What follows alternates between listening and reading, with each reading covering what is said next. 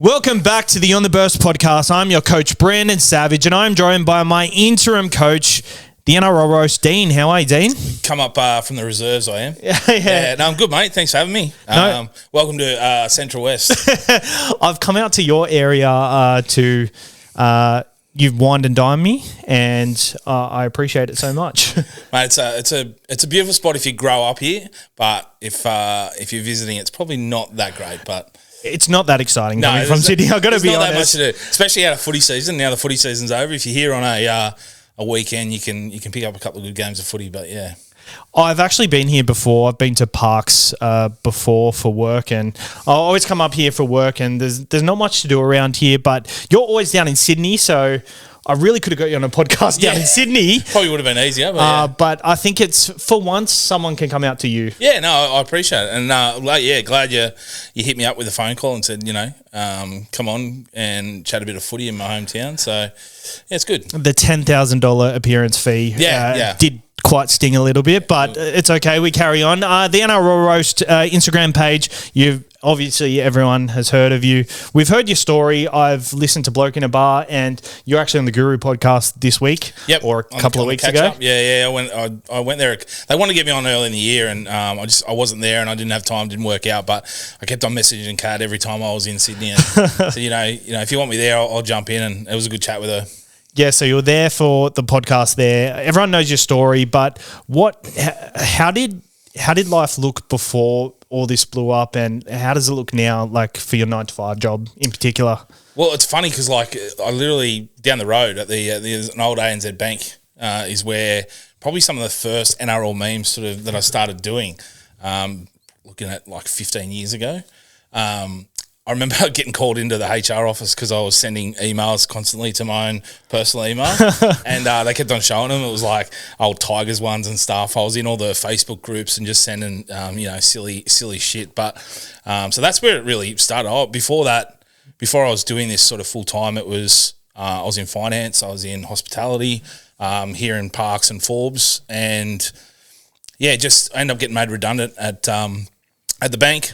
Went, I can do this full time, and went for it, and it sort of just took off. From there, it was, brands started coming to me, offering me to do work and stuff. So that's where it's taken, and now it's going from working in finance 9 to 5 to sitting on my ass watching football, and making funny shit is my 9 to 5 now. Well, now it's more like 9 till midnight. You know what it's like running Instagram. It's like 7 days a week. So rugby league never stops, which is good. Do you feel like you came in at a good time? Because I feel like if a page is trying to start out now, it's so much harder to get that foundation. Yep. And I feel like guys like you and Clarkey have set the foundation, and it'll be you guys till the next people come through. Yeah, look, I remember when I first started, there was like a heavy influence on Facebook, and I took like what I was doing on Facebook and went, well, there's no one really doing it on Instagram. There was, apart from clubs or the NRL, the big pages were doing scores, but they weren't really telling stories or anything. So that's where I took my stuff,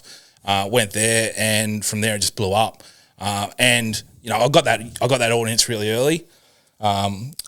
Whether I influence people to start other pages or whatever, that's for other people to say. But I feel like, I did come in at a good time when there wasn't really a good variety of things, and, got lucky and, just kept pushing it, and that's where my success was. I feel like with us, because we started Supercoach podcast quite early compared to a lot of other people, we got that foundation initially early as well, and I feel like it's so much harder, but there's also a TikTok kind of space that is growing, and there's a massive kind of there's a different crowd over there to what we know.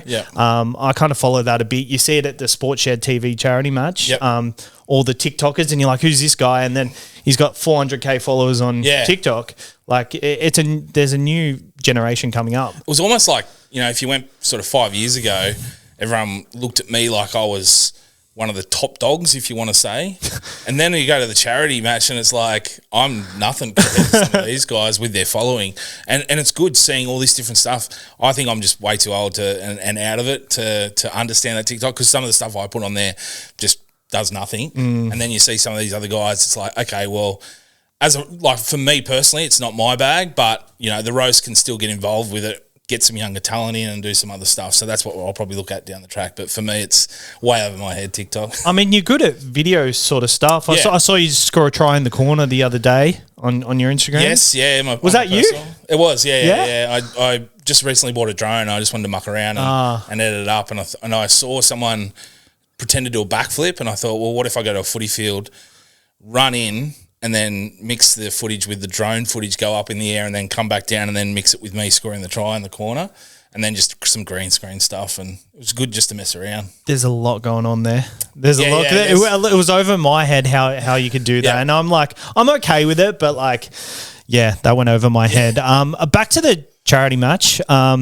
How fun was that? What were your thoughts on that? Like, Yeah. I think that was the first time I met you. I felt like I knew you forever. I feel like everyone in the footy world, that's who you're like with. Yeah, it's such a weird feeling when you catch up with people, and you know as well, like, you talk to people. I've talked to people for years and have never met them, and then I just run into them and they go, oh, yeah. And I'm like, oh, hey, how are you? You know, like. And you're like, you know them first. You feel like, it's such a weird thing, because in the old days, you'd get to know people by talking to them face to face. And then you'd keep that conversation going via the internet or mail or whatever. But now it's like we start conversations online and then have to continue them in person. It's just a weird thing to adjust to. But yeah. Yeah, it's quite hard. But I guess back to the charity match.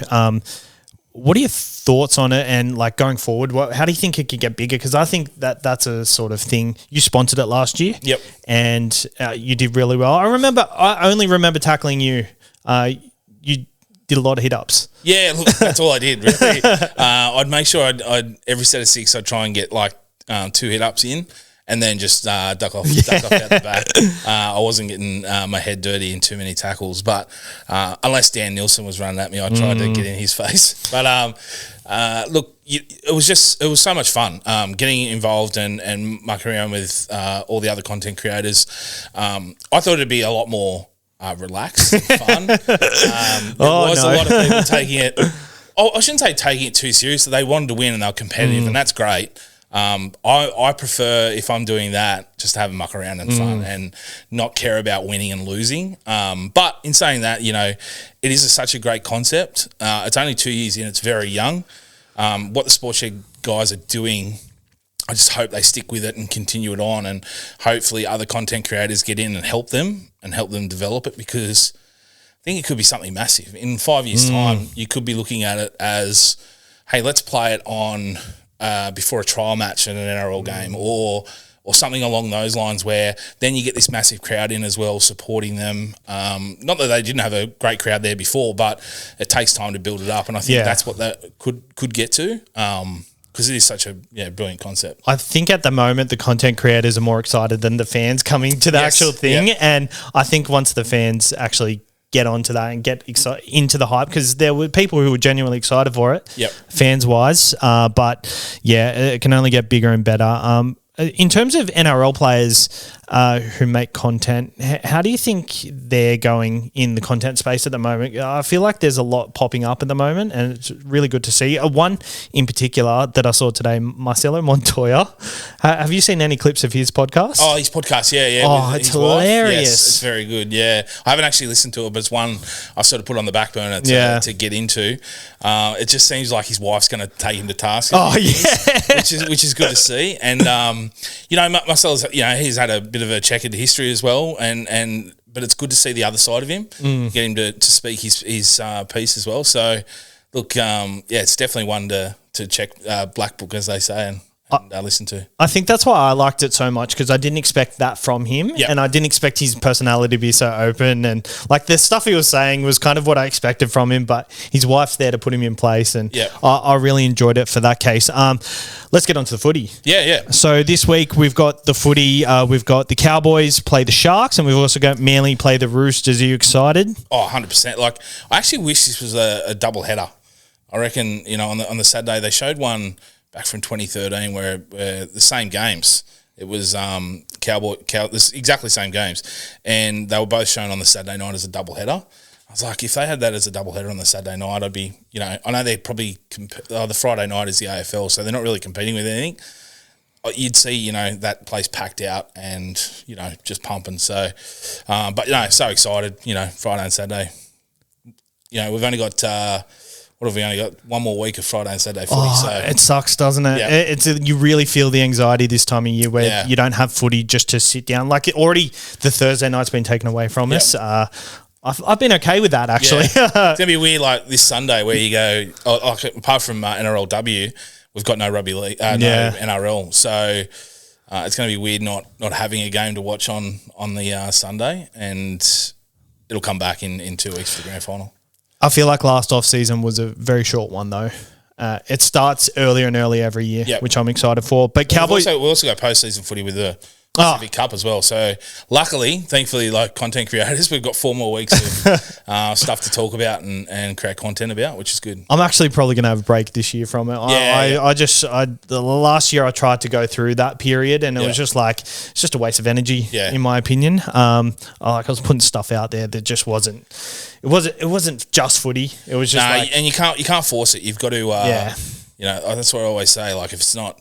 There was Josh Schuster site, like I saw they announced that it was with South, and I was like, do I need to post about it? I couldn't really think of an angle. I'm like, other people post about it, I'll just leave it. And you don't have to post about everything. It's a bit hard with him because a lot of people actually, like, they say bad things towards him initially already, so you don't want to post something. No, and you just don't want inside hate. Take it the wrong way. But, so Cowboys versus Sharks. The big talking point here, Nico.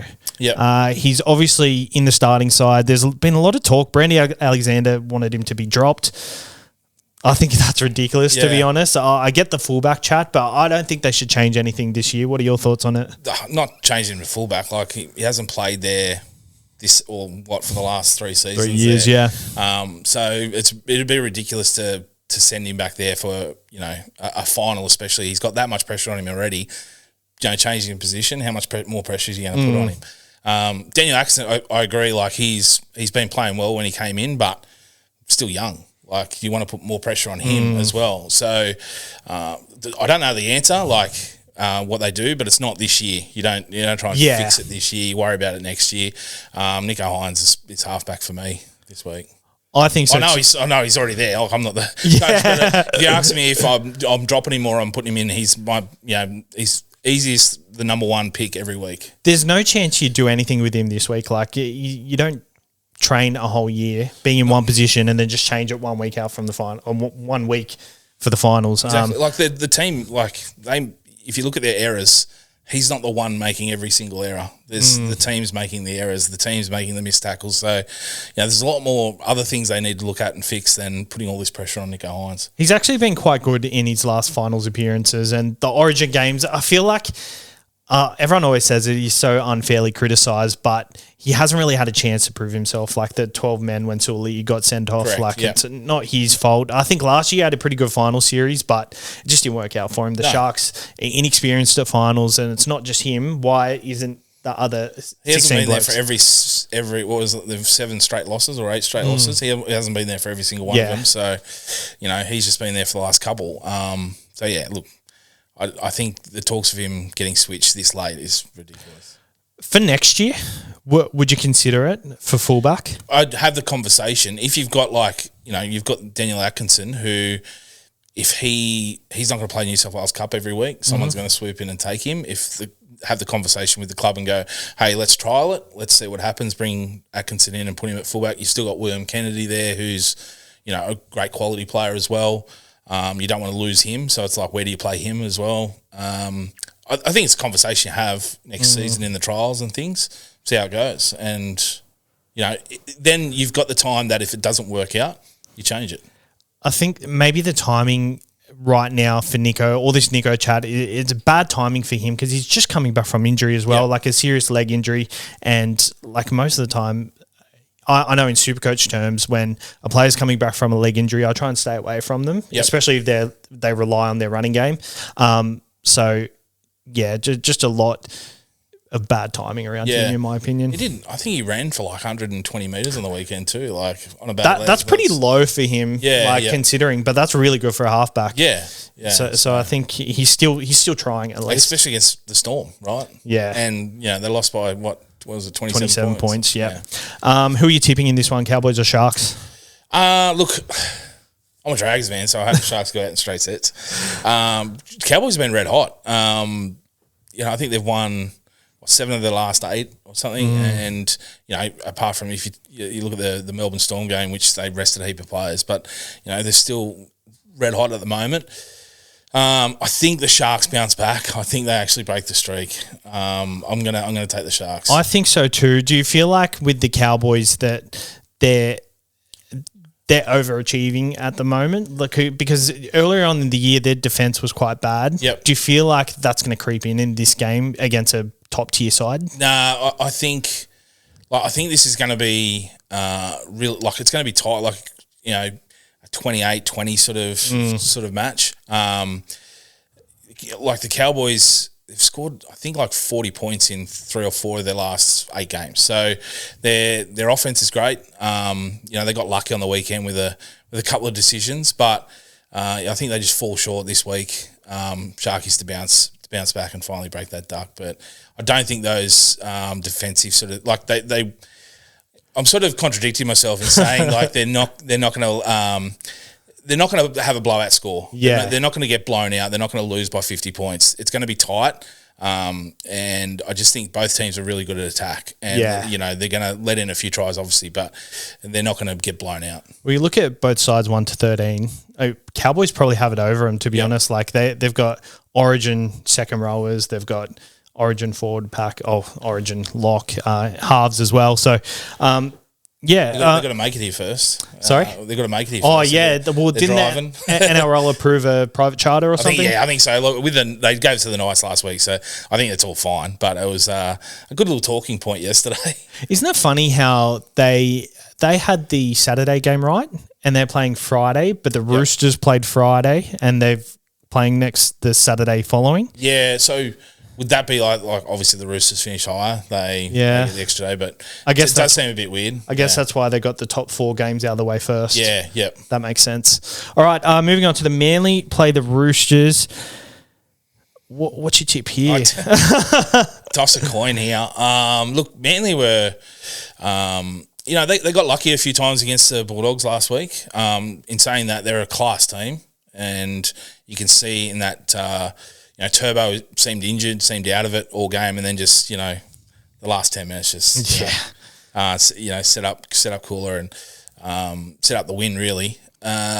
Roosters again, that try that got called forward. The pass that got called forward. If they score that try, they're within 8 against the Panthers, who were unstoppable in the first half.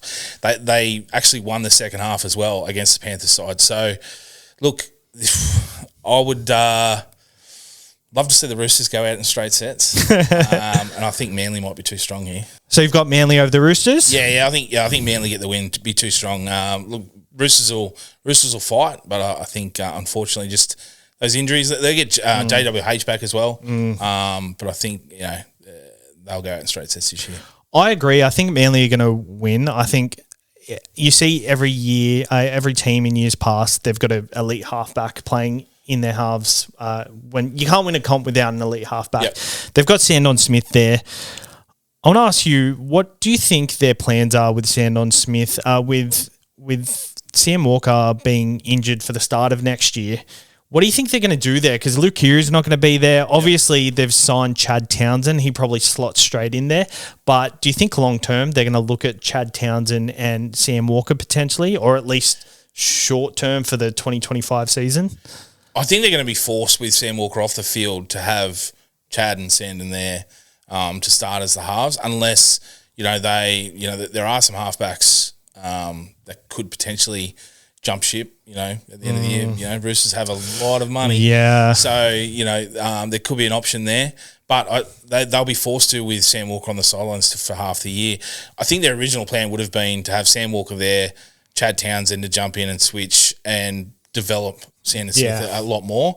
But they're going to be forced to play him, I think, to start the season. Do you think they're in trouble next year? I remember the last time they had kind of a injury and key signings leaving, they finished well low on the ladder. I think it was 2015? They might have finished out. Yeah, Jackson Hastings was starting halfback for the most of the year.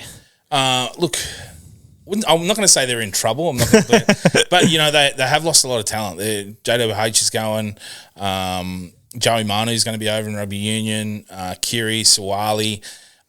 I'm not sure who. Like, I can't even think of their signings at the moment yet, but still plenty of time to play in this season, right? There's still when the Roosters have money, magic things happen. So you could see their lineup a little bit differently what we're already imagining right now. But yeah, I'm not going to write them off. I'm not going to say they're going to miss the 8 or anything like that. I think they'll still be a competitive team next year. I think there's a good chance they miss the 8. Really? I just like... I'm not willing to make that call just yet. Yeah, I just look at their halves, Chad Townsend, and it will be Sandon Smith. I think it would have been perfect nearly if they had Sam Walker. They could have shifted Joey Manu in there. Yeah. And so Suoli's going. They'll have Mark Nwakanita-Wase. I think I got it. Yeah. So the way I get it is I split it up into 3 different sections. So someone told me it's Wanga, Nita, Wase. Nwakanita-Wase. Yeah. I said Mawaka-Nita-Wase. Nawanga Nita-Wase. So hopefully I can continue that good form of pronouncing his names next year. But look, and I think I've said before, I originally said when Joey Suwali got signed for the Wallabies, I never thought he'd actually pull on a Wallabies jersey. Yeah. I reckon they would have worked out that they would have kept him at the Roosters.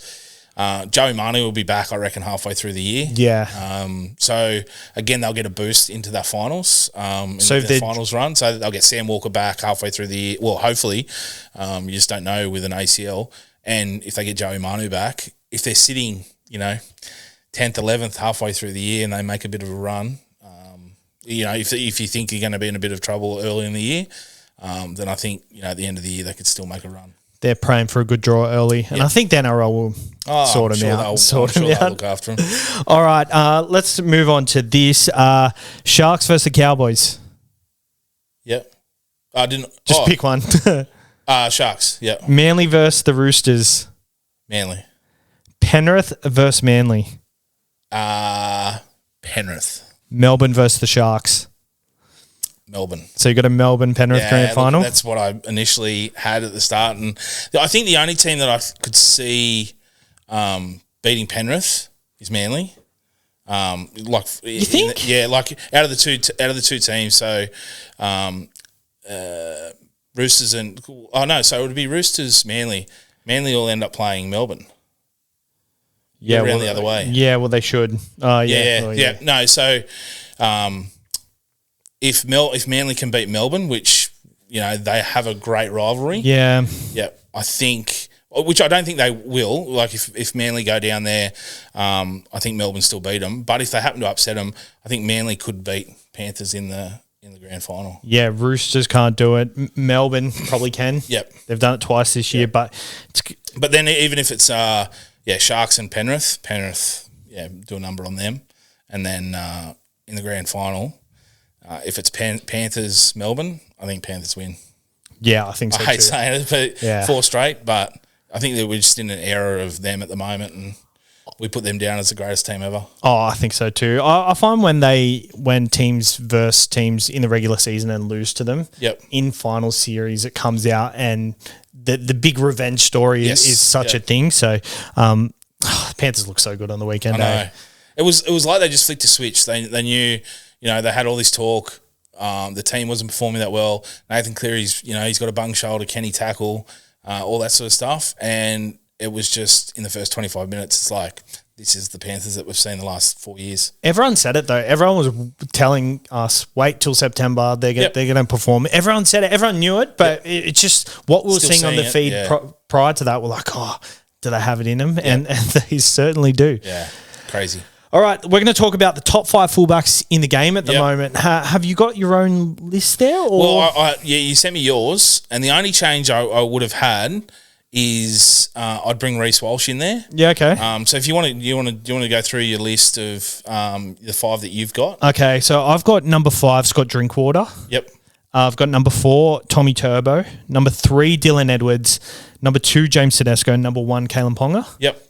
That's pretty. Are you basing this on 2024 form or just overall? Yeah, just currently at this stage. Yeah. Okay. Yeah. So I know Reece Walsh has been out. So overall, I'd have him in there. But yeah, your list I couldn't change. The only the only move I'd make is Dylan Edwards up to number 1. Mm-hmm. I'd have him as he's consistently the best fullback. Week in, week out. He's just not flashy. You look at Kalen Ponga, great player, great fullback, and has done some amazing things this year. And this is not a diss on the Newcastle Knights, but the Knights compared to the Panthers is chalk and cheese, right? So he is an outstanding player in a middle tier team where Dylan Edwards is surrounded by superstars and he just gets overlooked for some of the stuff he does, because some of the stuff he does is it's almost robotic. And so we look at it just like, it's just another Dylan Edwards performance, where Kalen Ponga does a step and everyone loses their mind, right? So I'd move Ponga up to number 2. Initially at the start of the year with Origin, I had Teddy. I wanted him to keep his position. I thought he was unfair that, to be dropped, because he's always played so well for us on the big stage. I have him as number 2. Number 3, I then had Kalen Ponga based on this year. Turbo as well. And then, look, I thought it was based on overall I'd have Reece Walsh, but your Scotty Drinkwater, is very solid as well, number 5. I had Latrell in there initially, but I think you can kind of all these they're so interchangeable at different points of the year, aren't they? Yeah. I would stay away from Latrell based on this year at fullback, but then you put him in the centre of Origin and he's just a killer. Like I said at the start of that, wanted him in at Origin. Everyone's like, he's not out of form. He's out of form. You just know you put that sort of player in that arena, surrounded by the best talent, and it gets the best out of him. So, he's a great centre, but not that great this year at fullback. I think your list makes a lot more sense than mine, to be honest, because if anyone else but Dylan Edwards gets picked for the Australian the Pacific Championship later in the year, then there'll be outrage probably. Well, I know. Well, but he's also injured. Yeah, and Mal's very loyal to his team, but we've also got to remember that this team was beaten 30-0 against the Kiwis last year. That's true. We may see some changes to that. Teddy's had a rough 12 months, hasn't he? Yes, he well, yes and no. Like he's had an awesome. He'll be up there in the Dally M voting. Yeah. So personally for him, he's had a great season with the Roosters and on a personal level. But Origin loss, dumped as captain, brought back in after Edwards was brought back in. What happened there? Am I forgetting? No, Edwards was named, then injured, wasn't he? Yeah, so Teddy came in, and then Teddy lost that one Origin game, and Edwards came in and won the two games. The next two. That's not a reflection on how Teddy plays, though. Just the circumstances, and even the Australian loss. But that adds to his rough 12 months. Yeah, rough for him, but he couldn't have done any more than what he has. He's been back to full form. You do the hottest 100 every year. One of the most popular, I think, roast things every year. Yeah, is the hottest 100 as voted by the fans, not me. So, a lot of people come at me and go, I've put them somewhere. And famously, Brendan Smith, who dropped out of the top 50, blamed me for that and then unfollowed me on Instagram. So I'm trying to use this campaign to try and get him into the top 50 this year and get him to follow me back. I heard that story on the catch up. I was pissing myself. How long did it take you to set all that up and just go through the whole process? Look, not often, not hard at all. Like we use Google Forms. Yeah, and it creates a play. I just add all the names into it. So okay. There's a fair bit of setup because you've got to get the top 30, and at the start of the year, most people have a 30 done, and they have some development players, so it's adding them all in and making sure their names are all correct and stuff like that. I just copy and paste that. But then, then I have to track the names. So people then come in and vote for their 10. It keeps a track of, where it's going. So I get it sort of a weekly update of how it's tracking and things like that. And then it's just, I suppose, the effort of creating the content around it without trying to be biased. If I post a picture of a player to promote it, people then, you see a lot more votes of this player coming in. So, how do I battle that? And I try not to, let my judgment or who I want to be there at the end of the voting to manipulate it. So, Yeah, it's a little bit of work, but it's good fun. Well, that's what I want to ask you. I think we're 6 months away from it, so it feels like there's no skin in the game at the moment. No, I think I can say some stuff here without influencing it too much. I think by that time it'll almost be forgotten. And let's be honest, this is a very small podcast. Who are your top 3 hottest players in the NRL at the moment? Yeah, so look, I look at guys like I'll say my 3. First of all is Jordan Ricky. He's always up there. I think he was 4th last year. But he's got pretty much the whole package. He's very personable, very humble, very nice, good guy to talk with, someone you want to go have a beer with, right? He's got the chiseled cheeks, the big smile, and the real sort of smoky eyes, and the rig as well. So I think he ticks all the boxes for whoever's into that. I'm happy and I'm married with kids, but I can still talk about how good looking these blokes are. I get jealous sometimes. So, but Jordan, I would have as one of my 3. One of the guys underrated. He should be in the top 10 every year, but he's sometimes lucky to make the top 20. That's Scotty Sorensen at the Panthers. He's just got that real chiseled look about him. He's got the broad shoulders. He's got a 12-pack, I reckon. And I know Aaron Woods is a massive fan of him. He's always saying he should win it every year. But you see him when he's on his personal, when he's out on the beach in the Instagram, in the budgies and stuff like that, and you think, why isn't he in the top 10? So he's another guy that I think is up there. And then Tino Fasuma is my other one. Again, just another big guy, very humble, very nice lad. When you hear him speak, he's very personable. And just has the looks, the hair, everything. That that nice olive skin, and Where did he rank last year? Do you remember? Tino, I'm pretty sure he's in the top 10. At least in the top 20, I know. But I'm pretty sure he's in the top 10 there somewhere. Do you feel like he's going to drop out next year, considering he hasn't played this year? Yeah, there'll be players that'll. We've already got in the top 10 that'll drop out this year is Joey Manu and Sean Johnson. So Joey won't be eligible with rugby union and Sean Johnson's retired. So there's a couple of spots up for grabs. And if they're not in frame of mind, people tend to forget about them a little bit. So if someone has an injury late and they don't play half the season, they're not involved in pre-season, you don't see photos of them back on the pitch or anything like that, then they sort of tend to drop down a bit. So it's who's in the frame of mind. Again, who's there at grand final day, because they continue to talk about them in the off season and things like that. So, we always, Panthers seem to get a few up there as well. So, you could see if Melbourne get there on grand final day, you could see someone down there like I don't know, Pappy could go up higher. Yeah, that's He's true. He's always been up there in the. I think he's made top 5 last year. The year before. Last year he was top 10. So even he with might the jump injury, up a bit. Yeah. But he's there. He's now there again. So even Sua Falungo, he could make a jump up as well. He hasn't played that much, but frame of mind. So there was one person I was thinking in particular. If Nico Hines gets to a grand final and performs well, he could be the biggest swing guy. He could be in the top 3. Or he could be out of the top 20 potentially. He won it 2 years ago. After the Dally M medal. After the Dally M. Again, it's that was probably. Well, no diss to Nico, but a little bit more of the popular, got more of the popular vote than the hottest. That's what it is, though, right? Like you're all for it. Like Jake Trbojevic is up there every year, isn't he? Yeah, There's a lot of players that get in there and go, what's this about? But that's the fun of it. But then when you get down to the top 10, top 20, it actually gets into the nitty gritty of it, and it's great to see some guys getting in there at 80 or 70 or 60 or whatever, and you're like, what the hell are they doing here? But it's good fun. All right, make sure you vote cheese next year. Get him back in the top 50 at least, please. All right, well, thank you for jumping on. We didn't have much footy to talk about this week, but thank you for jumping on. What happens when there's only a couple of games. I know, there's not much to talk about. We'll have to get you out here for a Forbes v Parks game.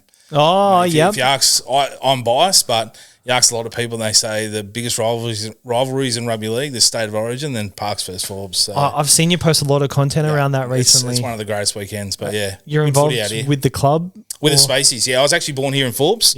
I don't tell many people that because I played all my footy with Parks and there's the massive rivalry, but so Parks Spaceman up the Spacies. A Greg Inglis and Jonathan Thurston at Origin level. Yes, a little bit, yeah. All right, well, thank you for coming on and good luck for your off-season and all that sort of stuff. Yeah, hopefully we've got some stuff to talk about. Yeah, for sure. All right, thank you. Thanks, guys.